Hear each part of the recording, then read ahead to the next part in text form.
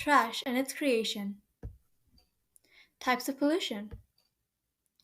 So let's review the types. There's compost, raw natural stuff that can rot and re enter the soil, such as food waste and textiles and wood. Textiles is basically any fabric, by the way. Recyclables. So, recyclables are things like paper, plastic, glass, metal, anything that we can give to a factory and they can renew.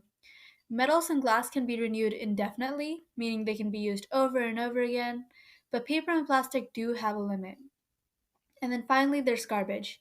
Anything that we don't use anymore and we can't do anything with. So these end up in landfills, oceans, and we just can't throw them away. They're never going to go away.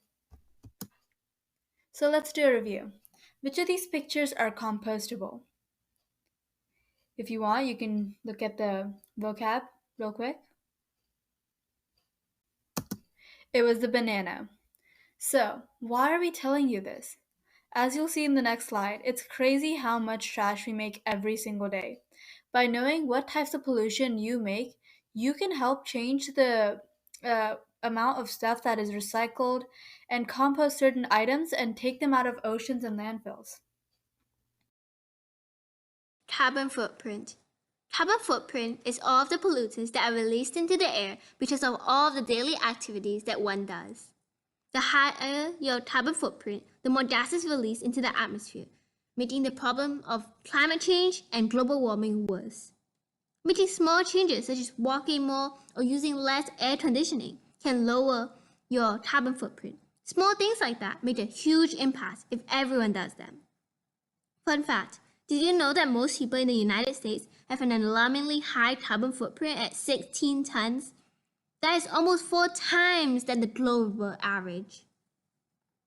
Landfills and their effects. After you throw away trash, it gets picked up by a garbage truck, which will most likely go to a landfill. Most landfills, however, are not designed to break down waste. They're only designed to store it.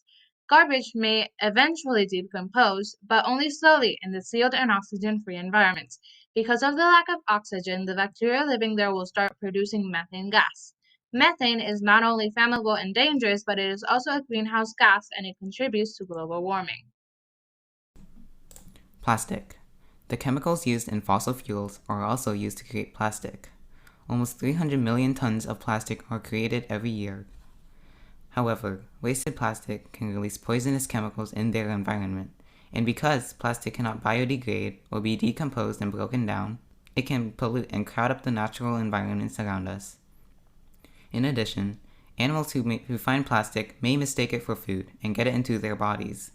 Plastic can also enter our bodies as well through the food we eat. In conclusion, our overuse of plastic has hurt our environments, animals, and even us. We need your help.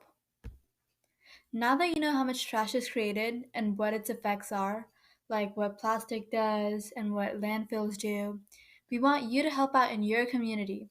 Join your neighbors and help pick up trash today. Any litter you see, put them in recycling bins, put them in compost, maybe put them in garbage if that's absolutely necessary. Not only will you feel good about volunteering, you'll also be helping the world.